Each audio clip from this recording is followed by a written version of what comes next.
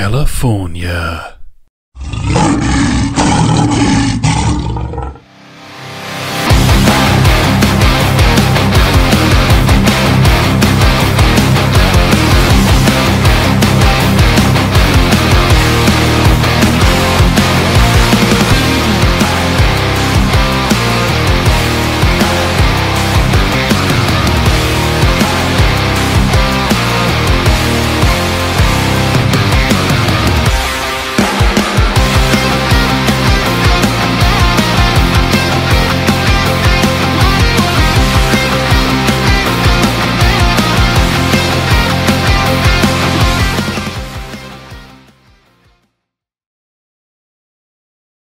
Folks, what a privilege to be able to record this on Independence Day. Welcome to APX, another episode where we help you broaden your mind so that you can become an unbreakable mind, an unstoppable force, an untamed spirit, and ultimately your very own army of one. We are in a very pivotal time in history as a whole. And you may remember I brought this up when April Brooker was on the show, talking about the importance of laughing at oneself. It is important now more than ever to preserve our liberties worldwide. Even though the parties might say the opposite, well, the truth is, if we pick up a history book, there truly is a variety, which is the spice of life. The other day, I was reflecting on a comment that Morgan Freeman made when he was being interviewed by the late Mike Wallace on 60 Minutes, where it was presented to Mr. Freeman about how crucial is quote-unquote black history. I don't particularly like the wording, but there it is. And Morgan Freeman, ever the gentleman, said the following: black history is American history. And I had to ponder about this, and I thought, you know what, that is absolutely bloody true. If you look at the major historical figures of our time who were the pioneers of civil rights, Harriet Tubman, who was known for smuggling slaves from one point of the bayous to another using a walking stick and being called Moses due to using the North Star as a compass. Then also Isabella Baumfree, who was known as Sojourner Truth. And then, of course, the daddy of them all, Frederick Douglass, who coerced and convinced African Americans to fight for liberty in the Union Army. Now let's take it to stand-up comedy. We owe, as a whole, African Americans a huge amount for the modernization of what is stand-up comedy. Flip Wilson comes to mind. In the 60s, Flip Wilson, along with Monty Kaye, began Little David Records, which helped jumpstart the careers of Freddie Prinze, as well as Richard Pryor and George Carlin. Under Little David, George Carlin's first 4 albums being FM and AM, Class Clown, Occupation Fool, and Toledo Window Box would ultimately see the light of day. Taking it from the 70s, a new name came to light in the form of Richard Pryor. Today, we've been blessed with such names as Eddie Murphy, Dave Chappelle, Steve Harvey, name them all. And plus also the guest in front of me here today, a legend in own right, a modern legend, Flobo Boyce. Flobo entered the comedy arena in 2014 with his EP called Coffee and Beer, and also recently has released a brand new album called American for Now. But don't think for a mere moment that this man's talents is exclusively to the spoken word. He's also a Couples Choice Award winner as Master of Ceremonies and also a DJ. You must give me some tips because I DJ too under my own banner. Oh, wow. That's cool. Flobo joins me to talk about what is it that makes him tick, the idea of humor being an important spice of life, what it takes to make great humor, and plus also as well how his mind has been shaped to becoming a humorist and then beyond. Flobo, need I say more? What a pleasure, my mate. No, thanks for having the show. Goodbye, everybody. That was the best interview ever. You put my entire life into a couple of sentences. No, in all seriousness, thank you so much for being on the show. We're going to have a lot of fun today. I feel a nice, meaty conversation coming through. Oh, needless to say, needless to say. Now, Flobo, take me back. You from the East Coast. Was it always your dream to specialize in comedy, or how did that come about? Oh, that's a very interesting question. So I'm from Brooklyn, born and raised. My family still lives there. So I consider myself a New York kid, even though I live here in Los Angeles over the past It's in between. I think next month would be 17 years. So 16 years plus. And not necessarily stand-up comedy was a dream, but my parents were working class. So between my mom and my dad, they worked 6 jobs and they didn't really smile much because they were tired. As an adult, I get why they were tired. I can But I imagine. knew, yeah, you know, like going, and there were different kinds of jobs too. Like my mom was a nurse, which was on her feet, but then she also sold Mary Kay Cosmetics, which is like smiling faces, which is a different kind of Yeah, altogether. Give me the blood, I say. But I would say that the first times I would see my parents laugh together would be during late night talk. Tonight Show with Jay Leno was a big influence on what I wanted to do. Sure. And I wanted to do not necessarily stand-up comedy, but live late night variety shows, bring about vaudeville or something along those lines. And I figured I can't dance, I can't sing worth a lick. I'm terrible at that, and I'm West Indian. Like I should have this stuff built in twice over. But I said if I became a comedian, it could be my path to do it. And it was a dream that was in the back of my head. And I would tell everyone this: if you have dreams and don't act on them, they'll either disappear or they'll go to somebody else.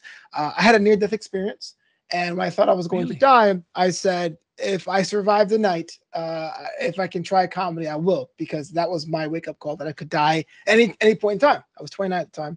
And so I did my first comedy class at 30, my first comedy show at 30, and now we're approaching 10 years. So it's kind of a winding thing. So yes, comedy, not comedy, entertainment, yes, but a very specific kind of entertainment. And this is where I am today.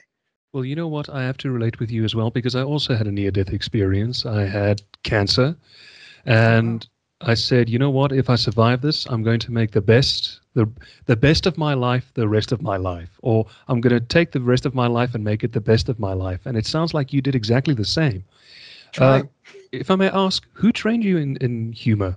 Anyone we know? Oh, absolutely. So Adam Barnhart is the guy I would give all the credit to. And he has Adam Bernhard, of all people. Yeah. Have you met him? No, I never have, but he's got a very visible online presence. Him and Greg Dino and Judy Carter are some of the most biggest humor coaches in the world, need I say. Absolutely. Yeah, definitely saw the class, got the little Living Social Groupon thing, and he trained Natasha Leggero and Fortune Femso too. So and I like the fact that he was from a very unique background where like I was afraid to perform because I was a fat kid and I was shy and I had terrible acne and I had awful hair. Now I don't have any hair now, but it kind of works out. And he was very good at like And the best teachers are awesome at nurturing without coddling, right? It's like, hey, look, either hey, get over it and do it, but in this instance, maybe try this, try this, try this. You don't want a drill sergeant all the time. You don't want a cheerleader all the time. The best teachers know how to do both, and that was kind of like putting me off to the races. Now, tell me, if you look at all the comedians, who are your inspirations? I should ask. You're gonna love this because I grew up with Eddie Murphy and Dave Chappelle on the Def Jam comedy circuit thing, but the singular biggest influence is Trevor Noah, who was from South Africa. I should have said Trevor Noah as well. He's a legend. Absolutely, and I'll tell you why. There's 2 reasons. One, after his second album in South Africa, he came and lived in Pasadena, and I saw him as a nobody here in Burbank, and I thought he was hilarious. I followed him then. I was like follower number like 12,000. Now he has like millions.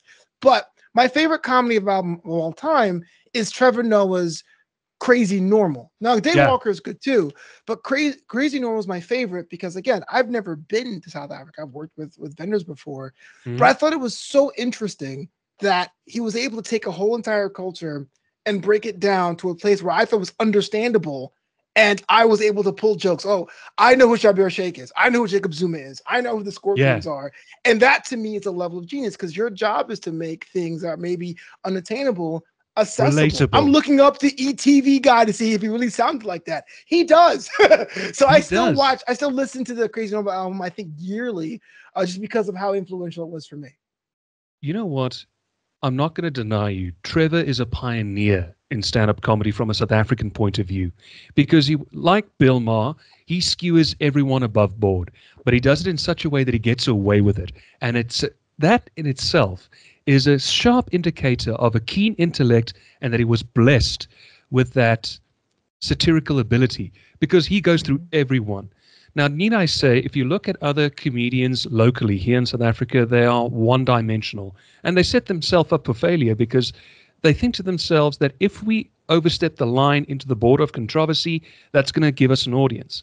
But that's not necessarily the way to go, in my opinion, because if you have a niche in stand-up comedy, like, for example, you specialize in serial, or you specialize in satire, or in observational, self-deprecating, go with that which comes natural to you.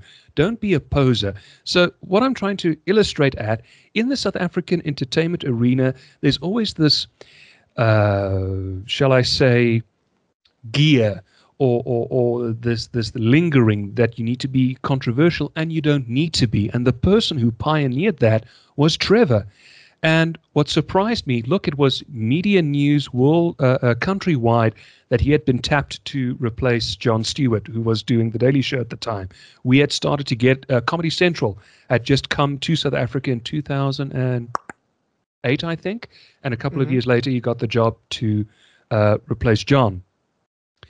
And people have thunk that, you know what, he's just that diamond in the rough.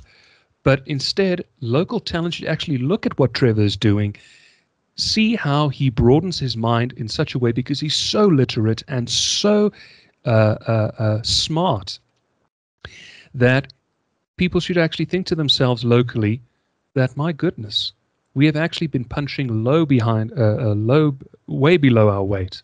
So I'm not surprised that you should see him as a role model, because he should have been a role model to a lot of generation of performers here in South Africa. I completely grant you that. I actually remember, I'm not sure if I can ever mention his name, but I worked with a guy that was also in the comedy scene in South Africa here in Los Angeles. And I had mentioned, I'm a big Trevor Noah fan. And he gave me the look like, oh, you're one of those. It did seem like it was different than what was happening at the time. But I will say this, a lot of times you have to ask people what drew them into comedy.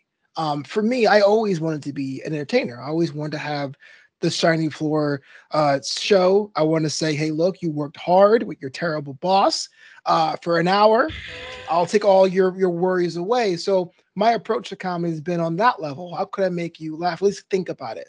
But I also know there are people that come from traumas. Maybe they had their raise or events that happened to them, and they have this mentality. It's like, look, I'm going to make light of the ills of the world to make me and you feel great, which is awesome if done right. But it's like trying to maintain a fire, right? Yeah. You can, but sometimes you will catch a backdraft and you will get burned, and you'll see people put themselves in a corner where their work becomes progressively darker, or their work becomes progressively more serious, because it's kind of like, my job is to expel the darkness, or the darkness will consume me. That sounds very poetic, but it's something you have to realize. And so I always go back to the whys and hows of what I do. There's plenty of jokes that I think would work, but I would say, was that something I want to say? Maybe not, but I think it's funny. I'll put it somewhere else. You could put that somewhere else. But if you're going straight with the id and going, you know what I hate? The fact that this guy screwed me over.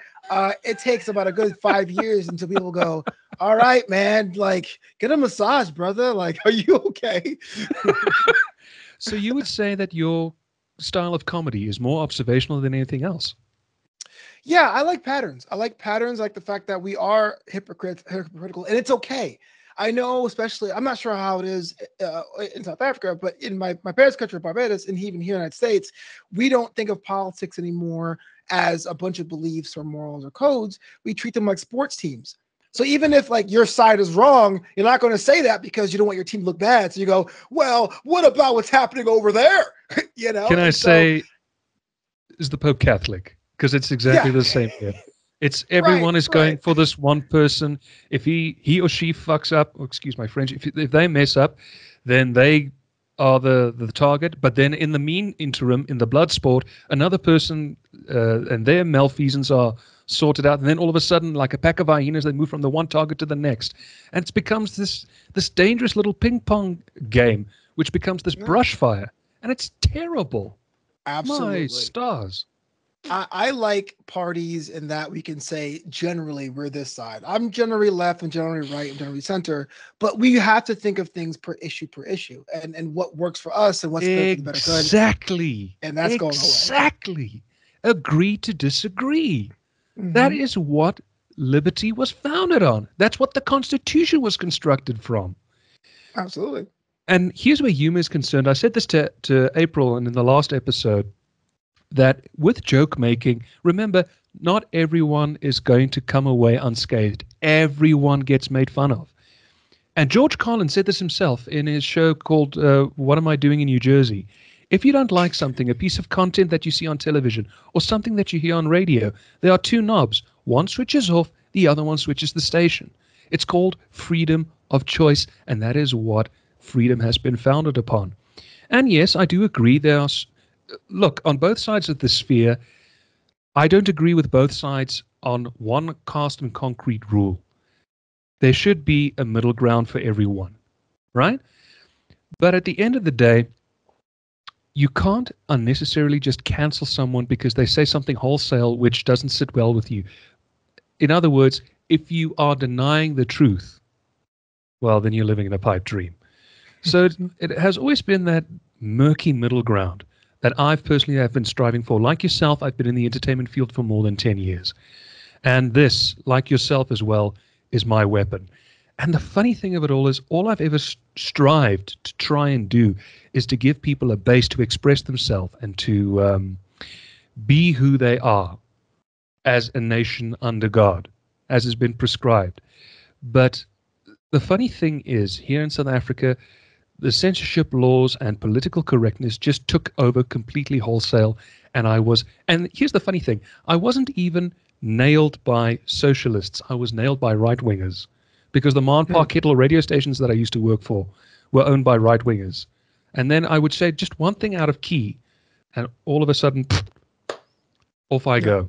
Off I go. Then I'm the target, the lamb led to slaughter. So, oh, no. Did you forgive me for saying... Or...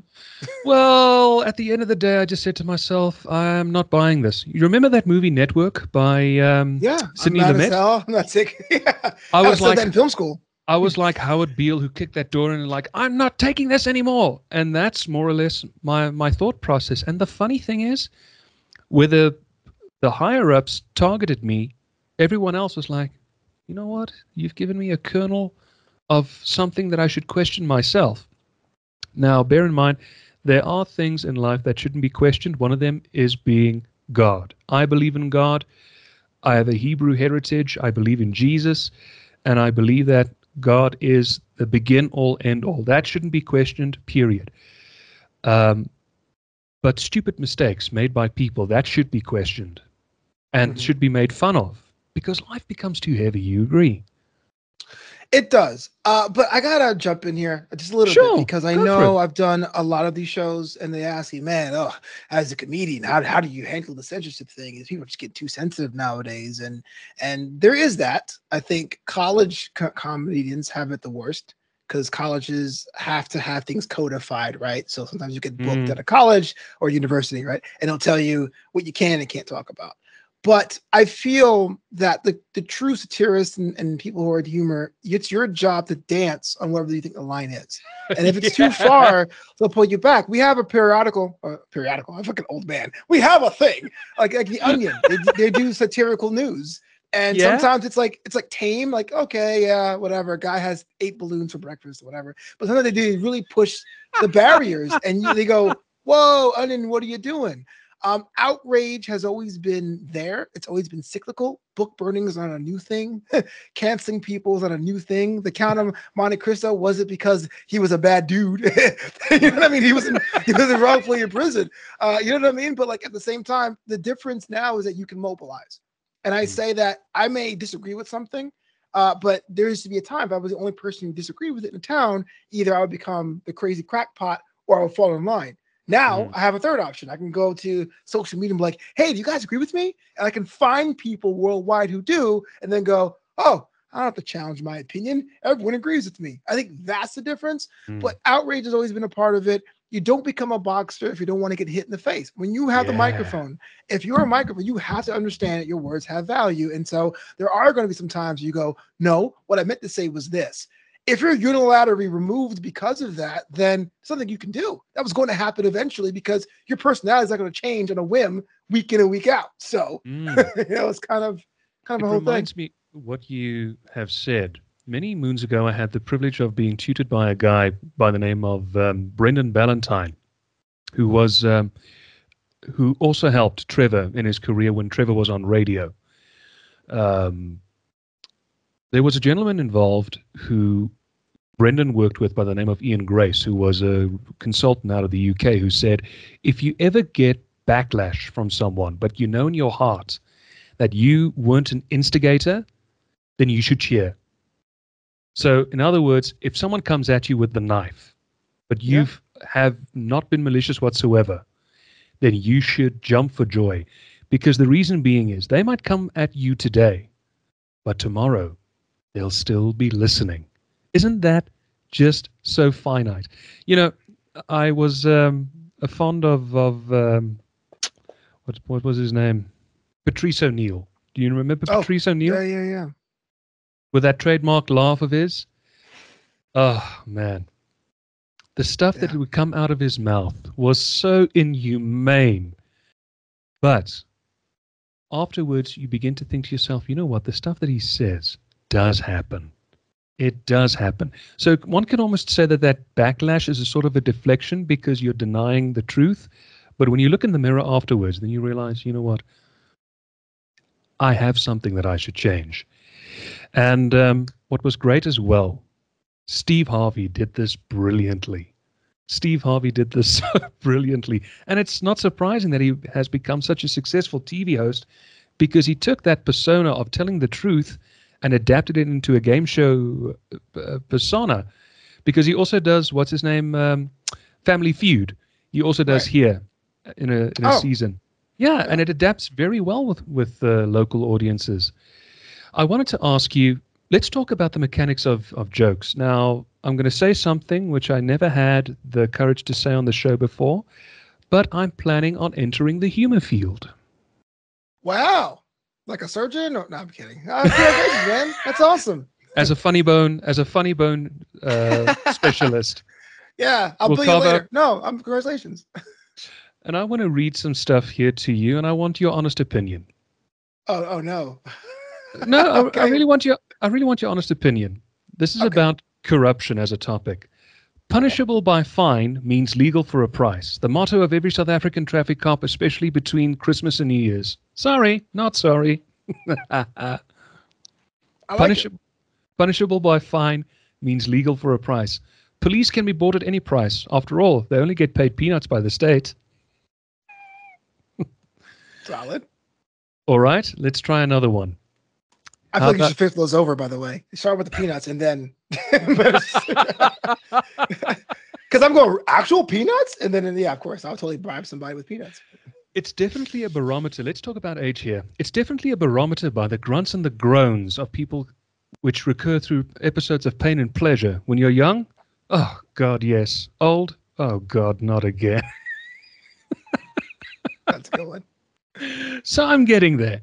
I'm just trying to write what comes out of my mind. But to you, what makes a good joke? Yeah. Wow. That's hard because I don't write jokes. I know that sounds very, but I always think about, I kind of go in reverse. I go, what irritates me?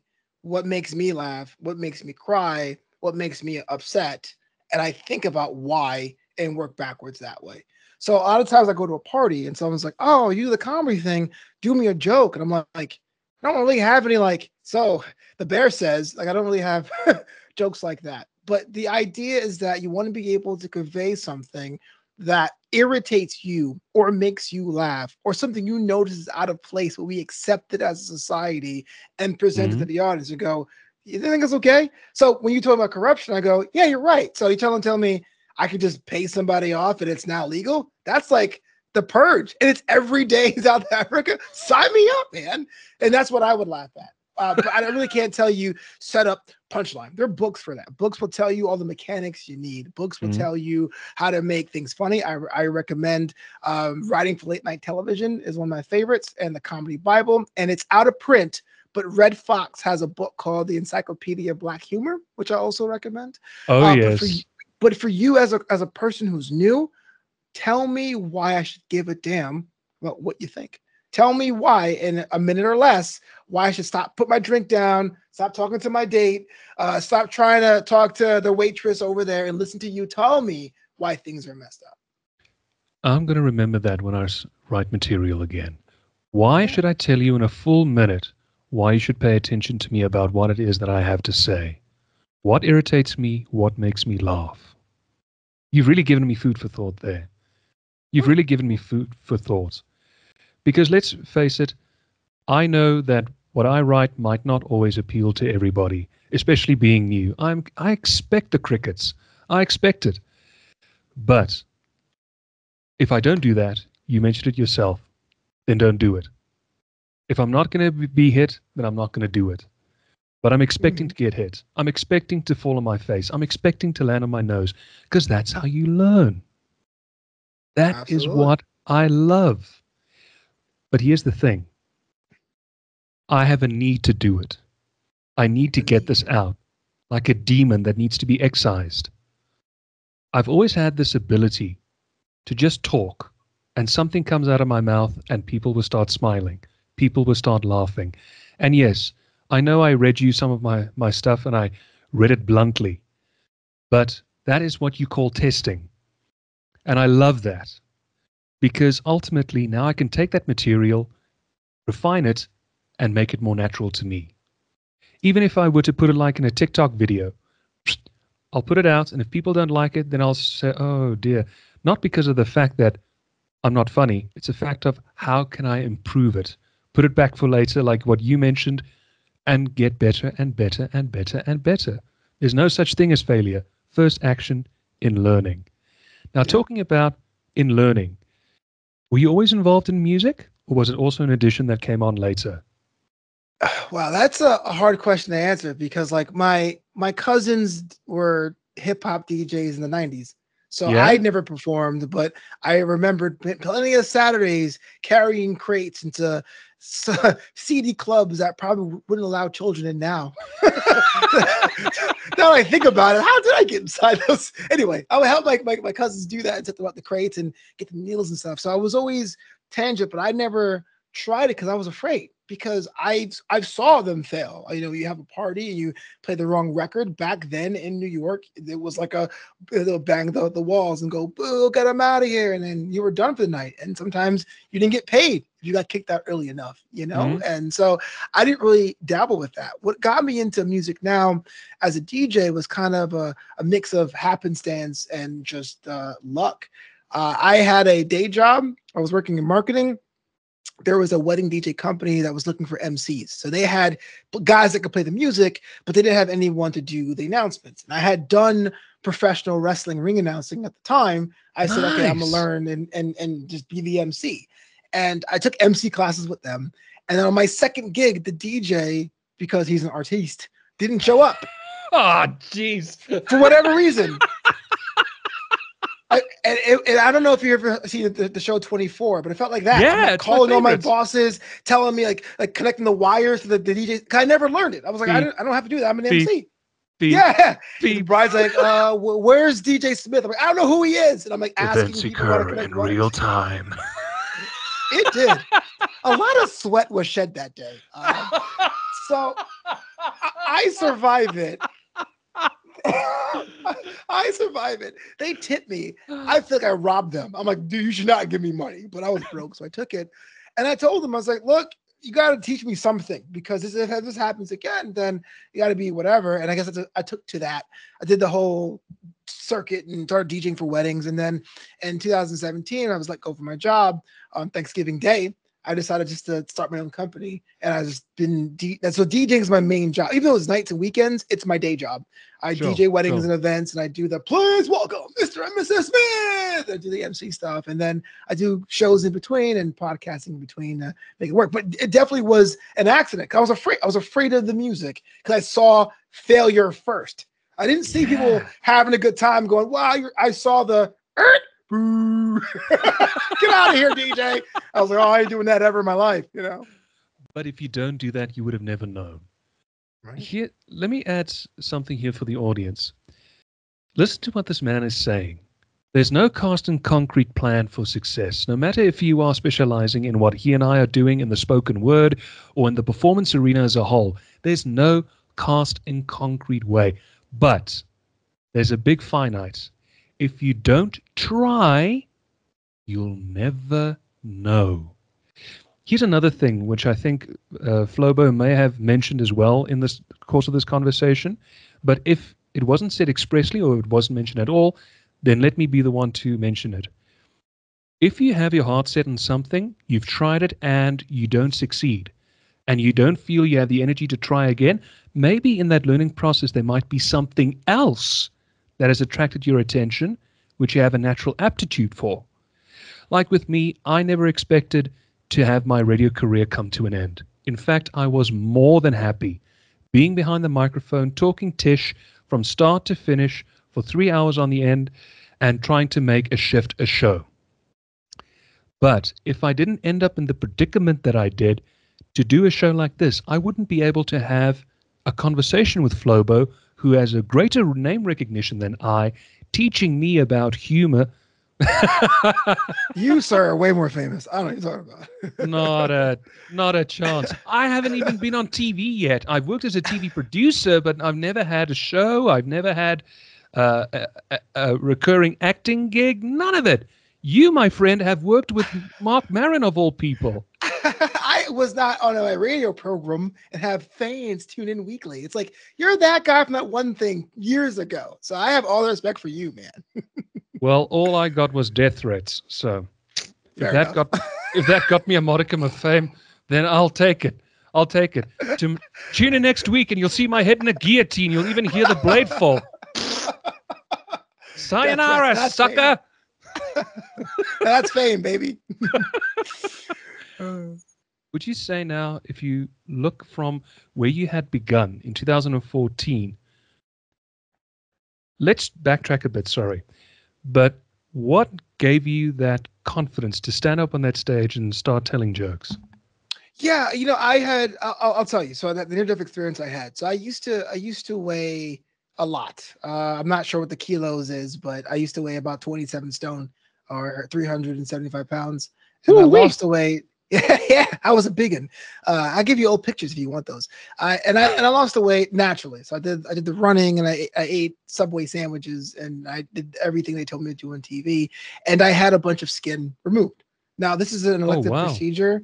It's called an amnioplasty or a tummy tuck, which is something really surreal because I'm from Brooklyn. No, Brooklyn guys don't get tummy tucked. Bada boom. You know what I mean? Like, how do I do that? Not a chance, man. What are you talking about?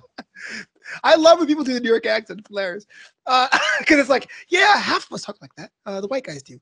So I got the surgery to get the skin removed.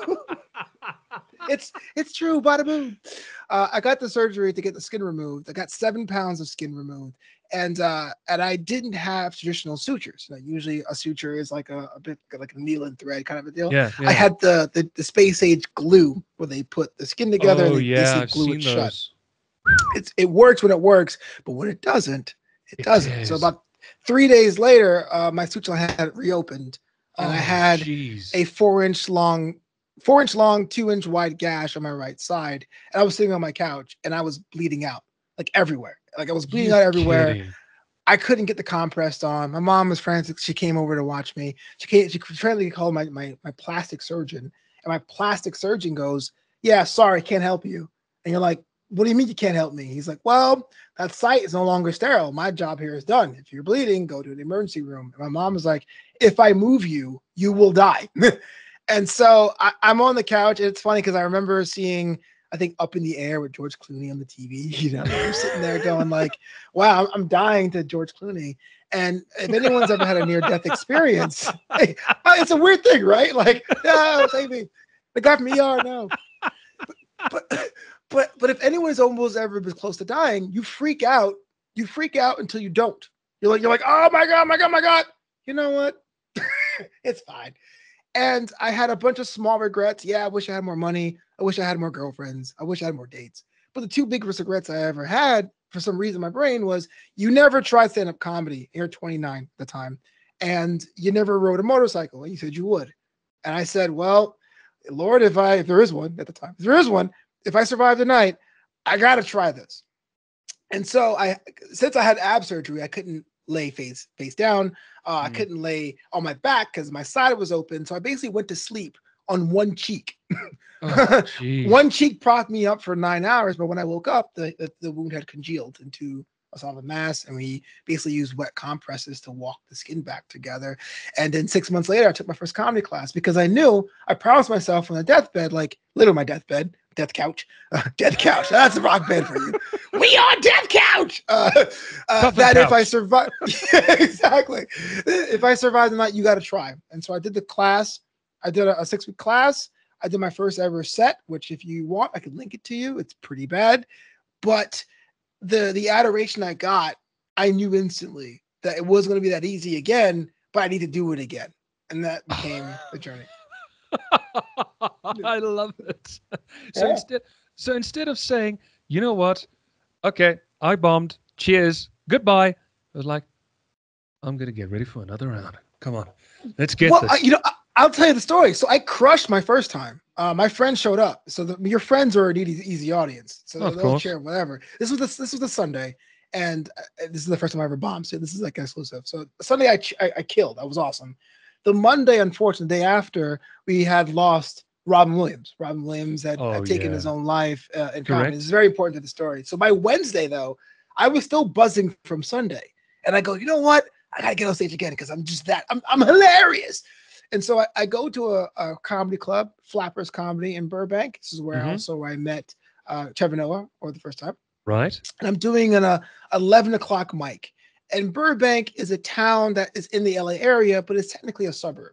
So the traffic isn't heavy. Yeah, Burbank is pretty big on the grand scale of things. But if someone goes, I'm from LA, I live in Burbank, you go, Burbank, really? Like, come on, man. Let's keep it in perspective here. Yeah, exactly. So it's a big suburb. So I'm in this comedy club, and it's 11 o'clock at night. So it's a sleepy town, 11 o'clock at night, and I'm doing an open mic. And so you know what that is. You put your name in a hat, and you're ready to go. Correct. I don't care. I'm funny. I'm hilarious. It's 2014. It's very important what year it is as well. The guy before me, though, has this whole bit about how Robin Williams was a baby for taking his own life, which is provocative for the sake of being provocative. So this is what's called walking the room. People were disgusted. They got up and they left.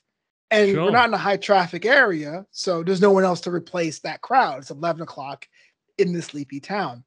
So I get on stage, and I think I have so much hubris. I wrote new jokes for this set, and I had my big ace in the hole was a pre-presidential Donald Trump would be Batman if Batman were real, because he's the only billionaire we know. And can you imagine if Batman's like, hey, Joker, you're fired. You know what I mean? I thought it was hilarious. But then you need to do the hair as well. Yeah, it's all you go. Yeah, you couldn't even fit his head on the cowl because his hair's all the way, and that was a whole big deal. You can't make that joke anymore now because people think you're being anti-Republican, but that's before he was running for president.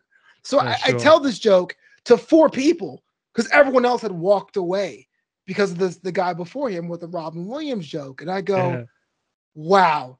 3 days ago, I had the biggest comedy club, the Comedy Store, rocking. 3 days later, I'm in Burbank, and I can't even get a peep out of people. This is comedy in the same week. And that was the biggest I ever bombed. That was the second time I ever did comedy. Gee whiz. Well, it was funny as well. Who told me this story? It was on Joe Rogan, as a matter of fact. Joe, as you know, has begun his own club in Texas called the Comedy Mothership, and apparently it's doing very well. But the Comedy Store was, at the time, the breeding ground for comics. And if it wasn't the Comedy Store, then it would be Flappers, as you mentioned, and plus also the Ice House. Laugh Factory, too. Improv as well. The Laugh Factory as well. And okay, I can't say Second City because Second City was in Illinois, in Chicago. But in any event, Joe was doing a set. I think it was either an open mic or it was a show, a planned show by Mitzi Shaw. Lewis Black was there. I think Dave, when he was pre the big Dave Chappelle, and a couple of other names. Nick DiPaolo, maybe. I'm just pulling names out of the air. And Joe was doing his set. As you know, he's a very, very blue comic. I love his humor. I love his mind. And as he's doing his set, he notices there's a gentleman seated right in front, and this guy is laughing his stomach raw, and he's whooping him. And it's a mixed crowd. There are some people who are buying his laughs, and there are other people as well who are just like, oh no, I need another drink. I need to get a little bit more pissed down, otherwise to understand the psychedelic nonsense that he's talking about. Does his couple of minutes, gets off the stage, and this gentleman who had been whooping and laughing and hollering comes up to him and said, you know, you did such a great joke. How did you construct it? And they started talking, whatnot. But this bloke has got like a Abe Lincoln beard extending almost to his navel. It was Robin Williams. Oh, wow. Yeah. And they had a nice 10-minute conversation. And from what I have heard, I never got the opportunity to speak to him. I've always tried to go where my reach is beyond my grasp. I would have loved to have a sit down with him. But from what I have heard from people, we also lost Kevin Conroy. You mentioned Batman as well. He was the voice of Batman in the cartoons. Batman. My Batman too, and even in the Arkham games. They roomed together with Kelsey Grammer at Juilliard. And from what I understand, that Robin was like a scientist of humor. Inside his mind, he just knew the mechanics on how to make people laugh. The problem was he never learned how to switch it off. And you can see it. If you look at his shows, like live on Broadway in 2005, and even his last one, Weapons of Self-Destruction, it's like he never stops. He's so full of energy that he sweats profusely on stage.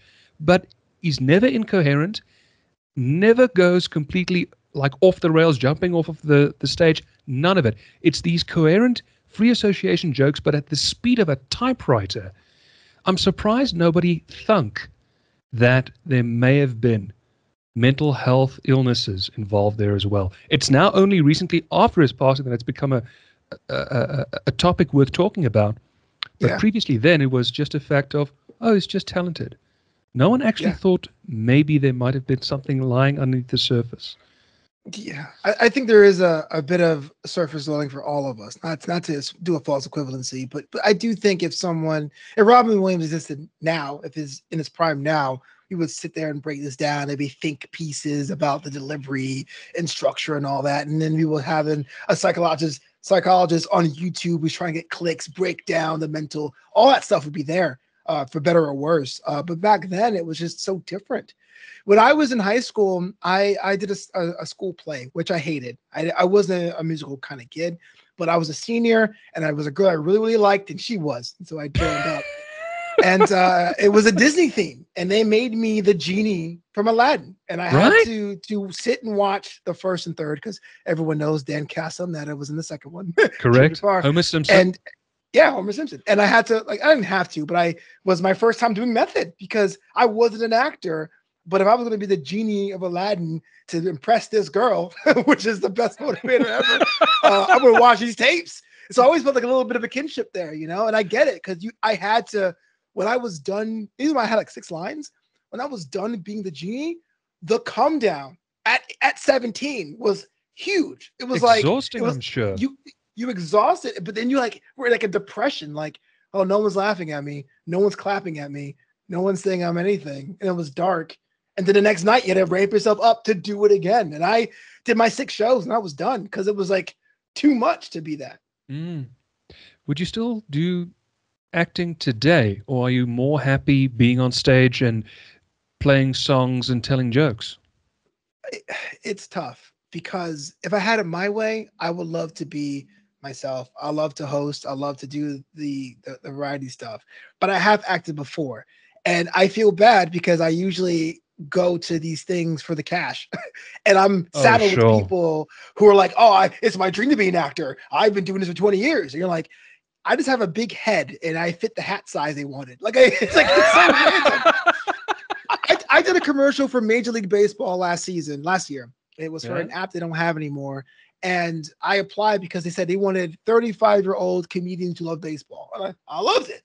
And I showed up thinking it'd be me being like going, yeah, batter up, woo! But I showed up and they gave me the script and I'm like, great, where's everybody else? And they're like, there is nobody else. It's just you.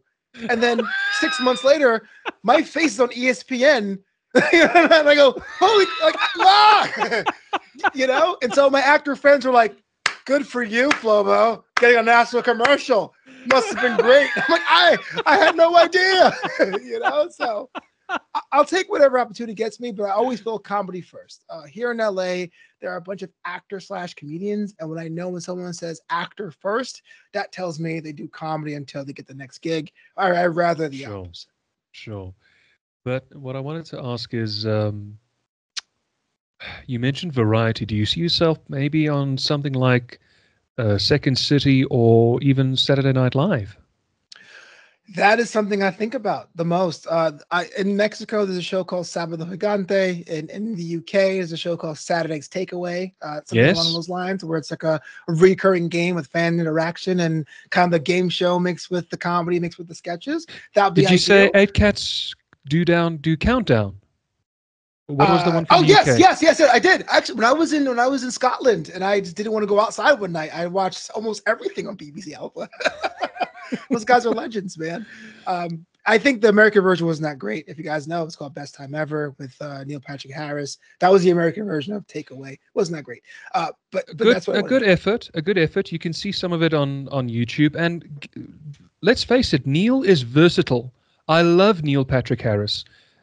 Great stage actor, great sitcom comedian. And if you are so inclined, I even enjoyed him in Harold and Kumar, where he parodied himself. Oh, yeah. Absolutely.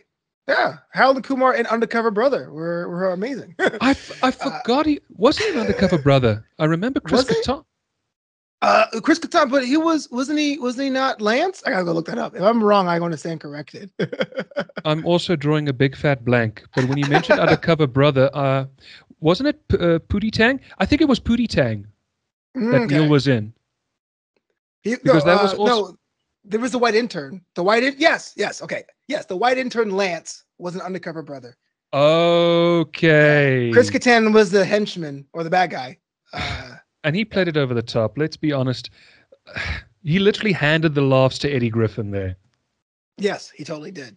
He tries too hard to be funny. And I think that's it. I think a theater actor who's classically trained can do it. And I think there's some roles, a lot of roles they'll just kill.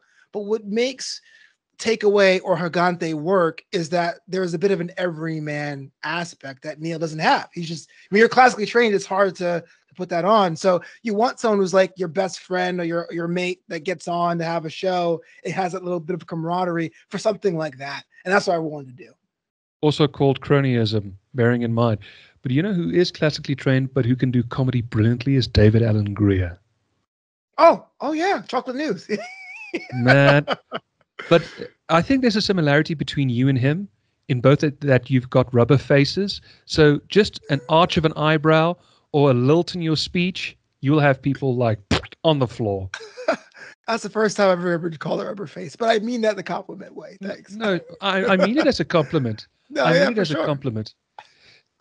Now we get to another thing, which I'm sure that the viewers and the listeners might be able to be surprised at, is because even though you're energetic on the stage, I've heard your albums, you're very observational, but when you're talking to me, you're like, this is life. This is me. I'm not projecting a persona. This is who I am. Do you think that you separate your two public your personality into two? There's a public side of you and a private side of you? I think so. Yes, the short answer is yes, and that came from the broadcasting side. So this is the third side of me, right? Because I also do podcasts for wrestling, professional wrestling, and baseball. And not saying I have to have a baseball voice, but I am from Brooklyn, and my accent is very thick. It's very noticeable. And when you do broadcasting, it's your job to sound like you're not from anywhere else. And so people always go, you don't sound like you're from New York. And like, that's why I always make fun of the, hey, yo, I'm walking here. That's everyone's New York impression. But yeah, that came from that. So there is a bit of, hey, look, I'm going to perform. And when that comes with that, meaning enunciating and projecting my voice to make sure I'm heard. And that comes with certain sensibilities. So it's a kind of a mix of a conscious and subconscious, especially if I'm like doing weddings, I'm announcing your last name. I'm like, all right, here comes the newlyweds. Yeah. I want to be like, no, Mr. and Mrs. Smith. You know what I mean? Like, That matters. And so it is a bit of a thing with that. But I will say this, there is a segment in American for Now where I break that. And I have this joke about LeBron James. And it's kind of old now, but I make a joke about LeBron James. But after that, people are like, yo, LeBron James pressure came out of nowhere. Because I was like, yeah, I took all that off. And I get to play a brother who's upset. An angry black dude. I got that. Don't worry about it. And I got to put that back on and go back into it. And I'm not saying I'm an intellectual, but I would say if you're having a conversation with someone about who is in elevated spaces, which you should. If you want to get smarter, you should do that. You can tell when they put on their masks for different things: quantum physics, sports, politics.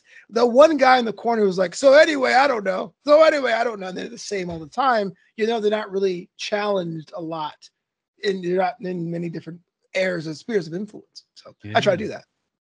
Well, you know what? You said something, and I'm not going to be condescending, but I am going to reprimand you. I never want to hear out of your mouth saying that you're not smart, because you are bloody smart.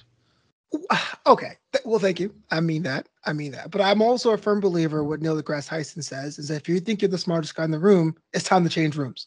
And so if I realize I'm the smartest guy in the room, I go, it's been fun, guys. I need to be around people who are way smarter. Oh, dude, you just turned the tables on me. I just got owned 6-0. No, sorry. Come back. No, what I love about what you said is remain humble. Well, thank you. And I'll be honest, that's something that I am trying to implement today. And there has been times in my career where I thought I was the bee's knees. And I think the allure of being popular in media tends to do that. And as well as there's no remedy for curing it, I was warned years ago, don't believe your own hype. But when you are in the midst of that, you are so addicted to the high. Referring to Robin Williams' example earlier, it's almost inescapable. But once that you've landed on your arse, and yes, I did mean that in a very crude way, but once you land on your arse and the rug is yanked out from under you, then you start to learn, oh my goodness, what was taken from me? And when you get that back, then you realize that this is a privilege. You should look after it, but this is not who you are from behind the scenes. And I love from what you have said, if I'm the smartest person in the room, it's time to change rooms. So there's always something new to learn. That's what I take from that speech. And that's why I said, now you turn the tables on me. Well, I don't mean 6 love, man. We're still even. We're fine. It's still love. It's cool. Come on back, man. Flobo, tell me, you've now been in this game now for 10 years. You've got this wonderfully diverse portfolio. It's a career I envy, because versatility doesn't come to everybody in this business. We spoke about people who have a one-dimensional way of doing things and they should stick to it. I think there must come a point where you must be pinching yourself and saying, you know what, this is really a gift. I got to get better at that. And this is the podcast. We're going to be honest with ourselves, right? We're not going to blow smoke. It's hard, because one of the problems about being an entertainer, and it doesn't matter if you're a painter or a musician, is that your clients are people that will pay you or patronize you always undervalue your work, right? Like if you do a DJ, I'll get a Spotify thing. Hey, why pay $20 to go to your show? And Netflix is not free, but you pay Netflix already. And so I have a very nasty habit of equating my net worth with my self-worth. So the reason why I do all these things is because you got to make the bills paid. You got to pay the bills. You got to be able to feed yourself. And it's interesting when you're being flown out. And this is true. My college, my university asked me to emcee one of their charity galas, and they put me up in a 4-star resort. And they flew me out business class and they fed me, and I was a star. But I remember getting into the Uber going, can you drop me 3 blocks from the airport? Because I didn't have the money to cover a direct drop off to the airport with the Uber. Shit. And it's like, and so there is that balance of, hey, look, people see you on social media and you say, oh, look, you're doing it, but you're telling them, no, I have to put posts of me doing these fancy things, because if you look hungry, you'll starve. And so Yeah. there is a balance when it comes to that. So I guess that keeps me humble looking at my bank account. But I will say the different things I do is important to show what you can do. But the through line is I get to be myself, right? So I love that. it's not me selling tennis rackets and then having my rap album and then laying concrete. And you're like, well, how can you focus that? But if I go, hey, look, I'm going to do this comedy show, and then I'm going to do esports commentary where I'm in the booth as a commentator, and then I'm going to do a baseball podcast breakdown, you'll know the voice you're going to get, the tone you're going to get, some of the jokes you're going to get. So it has a little bit of I understand what this brand is, even though it is kind of disparate. Yeah. Yeah. You mentioned being a sports commentator. I didn't get that in doing research upon you. Do you have an interest in sports and baseball? Or was it also just something that just came by the way and you thought, you know what, let me go for this and see what benefit I can derive from it? Yeah, it's funny because like commentary kind of went in backwards. I'm a wrestling fan, so wrestling commentary is something I did first, which Right? it's not a real sport, right? It's predetermined, so it's more entertainment in that way. During the pandemic, I got into esports commentary, so video games, Yeah. commentating over video games being played. Rocket League is my game. The top circuit is RLCS, and so I was an RLCS commentator for SSA, which stands for Sub-Saharan Africa, but basically it was like South Africa and like one team is from Reunion Island. That's it. Like it's like Right, this huge continent. right. It's like one country, you know. So I was doing that. So I used to get up at 5 o'clock in the morning and do like the dumb American commentary over these fantastic South African or Sub-Saharan African players. So I got to do that a little bit too. But then it all got back into baseball because my dad is getting older. He's in his mid 70s now, and he's still a virile man at 70, but he's a different generation. And I Sure. knew I couldn't talk to him about YouTube views or travel woes because it's like, hey, look, I don't care. So even though I was always a baseball fan, I was always a Mets fan, New York Mets, I started watching it in earnest about 3 seasons ago to give something to talk about. Hey, see the game Yeah. last night, Dad? Who was great? Who do we need? And I guess everything kind of came together after one WrestleMania season when someone's like, hey, WrestleMania's in April, baseball's in April. Hey, do you want to bring some of your talents to baseball? Commentary came, studio tours, stadium tours came, articles came after that. So it kind of snowballed. So it was kind of intentional on some level, but unintentional on others. You know, you spoke about being a video game narrator. You used a different wording, but that's what I took from it. And you spoke of it almost like, oh dear, what is this guy gonna say now? I'm a commentator for video games. I'll meet you halfway. I narrate anime videos. Oh wow, great! Like the narrator's role, or do you like do summaries or? The narrator's Oh, role, wow. where clips from a popular anime show will be put on YouTube, and then I give a breakdown of the story. Like, for example, have you seen Castlevania? Yeah. I recently did Castlevania, the one that was on Netflix, based on not the video game. Richard Armitage, well-known British actor from Spooks and from Strike Back, played Trevor Belmont. Another name that you might know, Graham McTavish, who's in The Witcher and The Outlander, played Vlad Dracula. I did Bleach. I did Naruto. So I'm a geek. I'm a geek too. Yeah. I get you on that level. Yeah, my buddy Phil was the voice of Giovanni DiGiorno or Giovanni DiGiorno in Oh, JoJo's you're Bizarre Adventure. kidding. Yeah, he was the English voice for that. Yeah. Oh, man. And let's talk about something which I think is an elephant in the room. I'm assuming you're a man now in middle age. I'm also approaching middle age. I just turned 32. What? But how old did you think okay. I was? Didn't know because I'm 39. So you're like, I'm also like you. I'm 7 years younger. Like, wait a minute. Hey. Fine. Okay. No, you're only old when the candles cost more than the cake. In my case, I had to put so much candles in the cake it looked like a prairie fire. But in any event, yes, I got a laugh from a comedian. Yes, I get that happy. Gonna burn down the house. And I don't have insurance. I need to be careful. But what I love is that we can still remain young. And that is what makes geek culture and pop culture still just so exciting to sink your teeth into. Would you agree? Oh yeah, I think. Well, I don't know what the world is, but I grew up at Generation Y, and they call me a millennial now. But I think we're the first generation where we have nostalgia on demand, which is really cool for me Oh, because I can be dude, as young as I want to be. You know, absolutely. Well, I mean, you think about it, kids today, like I came along in 92, you're 7 years older than I. 85. Yep. Okay, so you came along in 85. We were introduced to shows like Magnum PI. Martin Lawrence had a comedy show called Martin, which was very cool. When I approached teen years, we were watching reruns of All in the Family, Room 222. Give me another good one. I don't know what you guys got. Like I told you before we started recording, we got good American programming. Yeah. My Wife and Kids, Wayans Oh Brothers. yeah, it's a good one.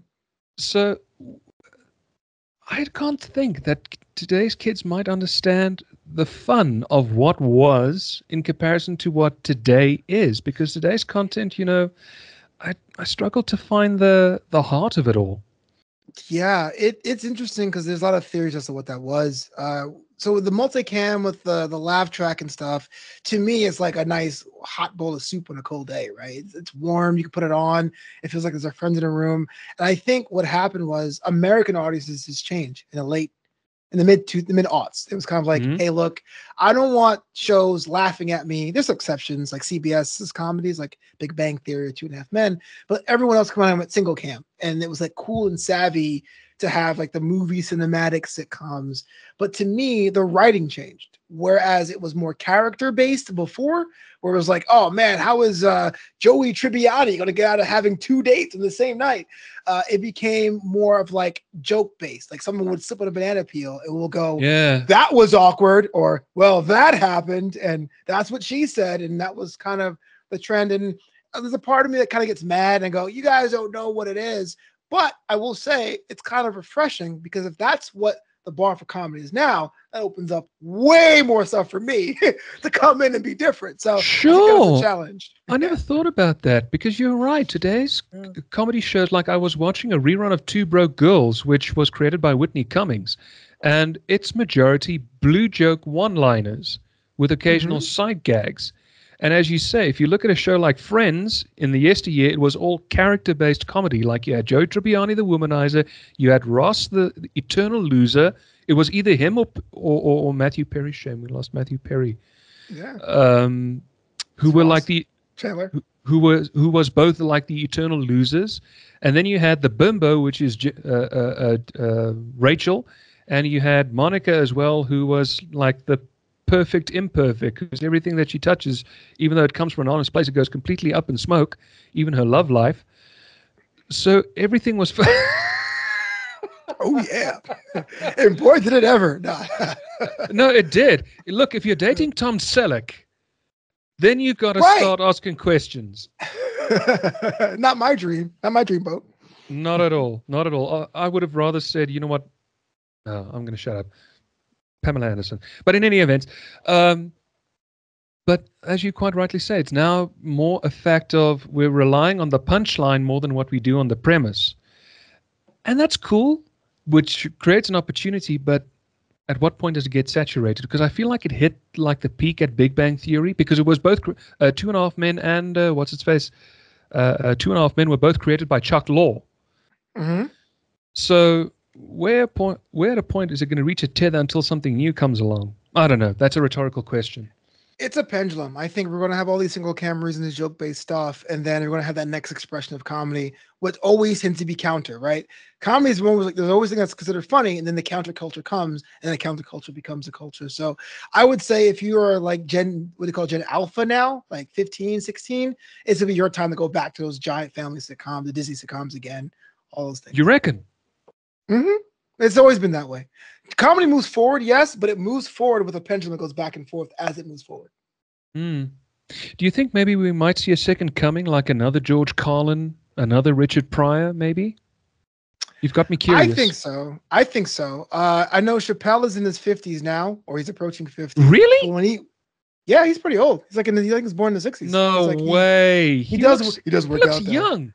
So I mean, but even Chris Rock is in the 50s too, like, and True. Seinfeld's in the 70s. So like, I think you get one a generation, but what I do think may change is what would be the thing that breaks them, as far as their big break, right? So Chappelle and Rock, they had the Def Comedy Jam. 40 years ago, the Comedy Store is really where you went to be seen. It's no longer true. My first 3 years, they still had the big green room at the Comedy Store.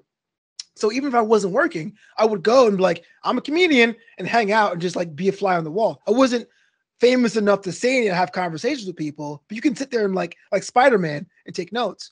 What they did, they took the green room out, and now they ID everybody, security. But those things are changing. So to answer your question, I think with the rise of social media and TikTok, there is going to be some real legit comedy talent from places where aren't looking, but I think their sensibilities will be a little bit different. But there will be that person we give the crown to, or the title, or the flowers to as they roll their way up, you know? So who knows? Maybe a South African might find an American audience base, like me. I think so. Absolutely. And I say this as a person who I was burnt out in California. The LA comedy scene is in shambles. And what I mean by that is, like I mentioned, actor comedians before, there's a lot of comics who want to try so much now. There's so many bringer shows. And bringer shows is when the promoter goes, we'll have you on, but bring 6 or 8 or 10 guests, having them buy 2 drinks, or else you don't go on. And so I've done a couple of those when I started. It's a racket. I refuse to do those. But if you do that long enough, you either get really good at lying to your friends, or you don't go on at all. And so a lot of comedians try to go on the road. This is why LA comics go the farthest. They're like, I need to get paid to do this. And so this is why you find you could be out on the mountain somewhere in like, in Asante or something. And someone's like, I'm from LA. Like, how? But I will say I had the privilege to go to Australia this year. Yeah, I was covering pro wrestling in Perth, which I don't recommend Perth, but I got there anyway, and I bombed in Perth. Come on! After that, Perth is kind of weird, man. It's the Rustenburg of Australia. So, I have to agree with you, because a lot of my countrymen are settling there in Perth in spades. I'm just saying, I'm putting it out there. In spades, and I'm surprised that you know Rustenburg. Oh yeah, because again, when I have clients, and so when I did the esport thing for South Africa, I do the prep work. I drill in, because the point about being a comedian is that you have to act like you're dumb. People laugh at you. You don't have to be knowledgeable. You don't have to do things wrong. So when I make references, or when I say things like, how do you know what chicken licking is? I have an experience with that, because it means something to me. That endears you to an audience. I had a German team one time, and I spoke German. I'm like, what's going on? Anyway, but I went to Melbourne, and I was one of the few places in the world where I was a Black American. No one could place my accent. I did comedy, and I was from another land, and I was like revered for 3 days I was there. Hey man, come on back. We love your stuff.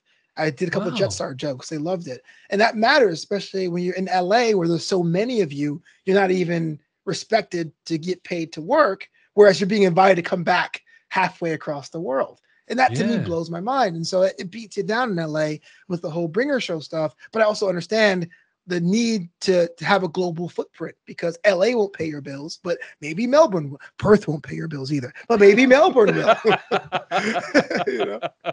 Neither will Hoboken. Just saying. Nope. Exactly. They won't. But what I love about the age that we're entering now, and if it's handled properly, I think that we might see a new era of comedians, because now it's across borders. You were speaking about performing in Australia. I mean, how many Australians are now in American media nowadays? The latest one being Celeste Barber, who gained notoriety by making those funny satirical model videos on Instagram, and through that got a Netflix special. And it was taped at, I think, the Mark Taper Forum, one auditory arena somewhere in California, and people bought it lock, stock, and lock, stock, and 2 smoking barrels. Another thing I wanted to mention, a place as well that was very legendary in Los Angeles that sired talent, and I'm so ashamed I didn't mention it. We spoke about the Comedy Store, we spoke about Flappers, Bud Friedman's Improv. The Improv. Good. It's legendary. I know the Netflix has a couple anniversary specials about the improv out there. I've only done the lab myself, but that's Hollow Ground as well. My word. And do you think as well that the comedy scene is now really dying in Los Angeles as a whole? I don't think it's necessarily dying, but I think people are treating it more like a hub. And I would say this as an American, right? Like 20 years ago, movies premiered in the US. Of That's the way it course. was. Of And course. then those other countries got it months and years later. But now you're seeing where the market's going because Americans don't go to theaters anymore. Movies are opening in China, they're opening in Australia, they're opening in New Zealand, and then coming to us. So it's kind of like that. 60 years ago, if you want to make it in comedy, you had to go to LA. Now it's like good to have a base in LA, have an apartment, have a mailbox in LA, but travel the country, travel the world, have your TikTok videos. And that's a two-pronged approach. It isn't just see me live. It's, okay, I want to have the live show, but then I'm going to do free TikTok content to build my fan base while it's happening so you guys can buy a ticket to see me live. You got to keep showing a boob to get people to come to your show. You do your own producing. You mentioned why it's now opening up in other countries, and I've got an answer to that. And if you disagree with me, you're more than welcome to give your 5 cents in the matter. As you know, Avengers 2, Age of Ultron was shot here. If you remember that big fight scene between Hulk and Tony Stark, that was shot here at the Civic Center, just 2 towns over, where Tony has that huge Iron Man suit that comes from space and gives him all that stuff. That entire scene, which I think is a whole 10-minute sequence, that was shot here in the Civic Center. Wow. And I think the reason why production has moved full scale away from America is because of tax incentives. Like, for example, when Strike Back was filmed here, there were a couple of American actors, but they used largely unknowns. The only one who came out of that, who got a name recognition, was Sullivan Stapleton, who was in Blind Spot. The reason being is because of content laws. If you want something to be shot in another country, we'll give you the incentive financial-wise, but you've got to use some of our homegrown talent in some capacity or another in your production. And I think now, even with that, it's starting to get a lot more difficult because there is taxation on the matter, and dependent on how big or how small your production is, will accommodate how much human resources you can allocate to the product. So immediately, your credentials might get bigger, but your budget might get smaller and smaller and smaller and smaller and smaller. And I've heard arguments like, should they shoot in Hollywood or should they shoot in overseas? I'm an equal opportunity capitalist in that regard. If it's cheaper to shoot on a studio lot, stay there. But if your scope is big, like Michael Bay Transformer big, make it international, but make sure that you've got the capital already. That's what producers do. Go and beg for money wherever you can get money. But you need to make a big epic scale story in order to make that happen. But if you want something that is going to attract commercial attention, but you need like a few and fewer resources in terms of manpower, you can shoot a full feature of 6 personnel. You can shoot just using 6 personnel alone. You don't need the big thing. But I welcome the new opportunities that are being afforded courtesy of technology because it forces us to come up with things all the time. I think we're agreeing on the same side of things. There's this more financial incentives to do things outside of the scope of Hollywood, much like how in comedy it's more incentives for comedians to just go on the road and do festivals and tours and just come back and just do LA as a home base. And yeah, money will always push commerce. Which is why artists are terrible at marketing, they're terrible at paying bills because they think it's all about the art. It's never about the art. It can be if you're okay with being a hermit somewhere, but it always has to be a commerce element. That's always how you can balance those is the difference between being successful, not successful, a sellout, a guy for the people, whatever the label is, it's juggling those two sides. And then as we approach the close, I'm going to ask you that $1 million deadly question. Should new talent try comedy? And if they have an inkling towards it, either a natural talent or the need to do it like what I have, continue on with it, or should they just avoid it completely and find something else to do? It is not my responsibility to be a gatekeeper. I think comedy is an expression. It's kind of like light. It's kind of like a vibe. It's like harmony. And if it's something that speaks to you, then go ahead, because you, like we said before, either you are artistic will burn out, or you won't be able to make the money. You flame yourself out. It doesn't have to be me at all. There's people who go viral and they get a Netflix special, and all my comedian friends go, "Oh, I've been doing comedy for 10 years. I can't believe it." My same comedian friend from South Africa. "Oh, Trevor Noah, he got lucky. He got to be the spokesperson for the Sarah company, and now he's doing this." I go, look, there are no gates. There are no right ways. There are no wrong ways, right? The cream rises to the top. What he's doing is not what you're doing. There's enough money and experience and stuff for everybody. Like, do find a way to do it. And I'm saying that because there's some days I'm down on myself and I go, I don't know what I'm doing wrong, man. Maybe I should, get a mug shot like Justin Timberlake. Maybe someone come to my tour that way. What the heck? But I know that if I keep doing it the right way, the way I think it works for me, people see the body of work over time, there will be a chance where a dog can have his day. People will buy in. And you should remember part 2 of that quote. A dog gets its day, a mutt has a long weekend. And with that, it brings us to an end of our show. Flobo, thank you so much for your insight. Thank you so much for your philosophies. Thank you so much for your experience. And you know what? You and I are going to share a stage one day, and I'm looking forward to that. Absolutely, man. I mean, please, can I open for you? Because I know you're the headliner. So I do a tight 5, and then the hour is all you. We're looking forward to that. And you have to come back. You've got an open invitation anytime, my man. I wish you nothing shy and all and nothing but the blessed. Going forward, I want you to start releasing your own specials. You're a highly talented man, and you've got a road paved with gold going ahead of you. You're a very, very humble human being. Well, thank you, man. I appreciate that. And if there's any spots in South Africa and he's a guy with a heart of gold, you let me know. I will do that. I got you 6, my man. And with that, I appreciate it. That's Flobo Boyce. I'm Chris Snell, reminding you that through the APX, you can become an unbreakable mind, an unstoppable force, an untamed spirit, and your very own army of one. We'll see you next time. Cheers, cheers.